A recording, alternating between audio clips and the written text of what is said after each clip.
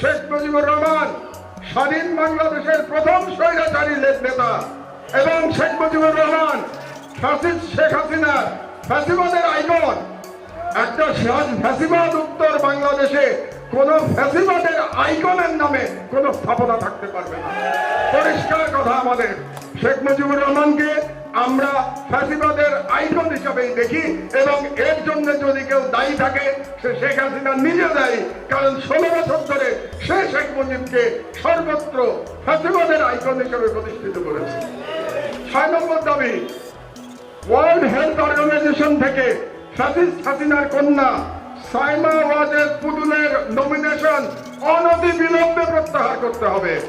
কারণ এই পুতুলকে নমিনেশন দেয়া হয়েছিল জালিয়াতির মাধ্যমে প্রথমত, আর দ্বিতীয়ত অনেকে বলে থাকেন যে এটা তো ওয়ার্ল্ড হেলথ অর্গানাইজেশনের ব্যাপার, আমরা যদি নমিনেশন উইথড্র করি তাহলেও হয়তো তারা তার পদ থেকে সরাবে না।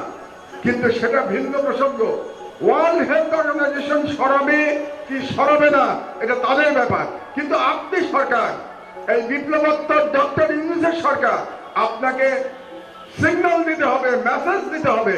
এটাকে আপনাকে মেসেজ হিসাবে ধরতে হবে যে বাংলাদেশ সরকার পুতুলের নমিনেশন WHO তে প্রত্যাহার করে দিয়েছে। এটা হচ্ছে আমার 6 নম্বর দাবি। নাম্বার 7, আমি এবার জেলে গিয়ে 2 জন ব্যক্তি যারা জেলে মারা গেছেন তাদের মৃত্যু নিয়ে এই 5 দিনে অনেক কথা শুনে এসেছি। বিগত ফ্যাসিবাদী সরকারের আমলে তারা মৃত্যুবরণ করেছেন, কিন্তু আমাকে জেল থেকে যেটা বলা হয়েছে 2 জনকেই হত্যা করা হয়েছে। এটা জেলের 90% কয়েদিদের ধারণা, যে আমি নাম বলছি আপনাদেরকে একটু পরে, যে 2 জনকেই ফ্যাসিবাদী সরকার হত্যা করেছে। তার মধ্যে একজন আমার বন্ধু, আমার ক্লাসমেট, বুয়েটের ছেলেরা আজকে এখানে আছে, তোমরা জেনে রাখো, যার কথা বলছি সে বুয়েটের ছাত্র, বুয়েটে আমার ক্লাসমেট ছিল। তার নাম লেফটেন্যান্ট জেনারেল ব্রিগেডিয়ার জেনারেল রহিম।